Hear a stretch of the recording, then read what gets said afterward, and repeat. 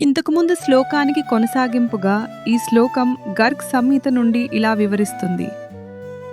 రదే లక్షహయే శుభ్రే స్థితశ్చాగతవాన్స్తదా శ్వేతద్వీపాదిపో భూమా సహస్రభుజమండితః. అర్థం: ఈ శ్లోకంలో శ్రీ మహావిష్ణువు యొక్క అద్భుతమైన దివ్య దర్శనం వివరించబడింది. ఆయన ప్రకాశవంతమైన రథంపై కూర్చుని అనేక తెల్లని గుర్రాలు లాగుతూ భూమికి అవతరిస్తారు. ఆ గుర్రాలు పవిత్రతకు, శక్తికి ప్రతీకలు. ఆయన శ్వేతద్వీపానికి పరమాధిపతి. అది క్షీరోదక సాయి విష్ణువు యొక్క దివ్య నివాస స్థలం. అక్కడి నుండి ఆయన భక్తులను కాపాడేందుకు మరియు ధర్మాన్ని స్థాపించేందుకు అవతరిస్తారు. ఆయనకు సహస్ర భుజాలు ఉన్నట్లు వర్ణించబడింది. అంటే ఆయనకు అపారమైన శక్తి, సామర్థ్యం ఉన్నదని సూచిస్తుంది.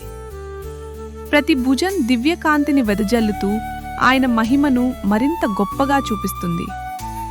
మొత్తంగా ఈ శ్లోకం ద్వారా విష్ణువు యొక్క అపార వైభవం, దివ్యశక్తి మరియు భక్తులపై ఆయన కరుణను సులభంగా అర్థమయ్యేలా వివరిస్తుంది.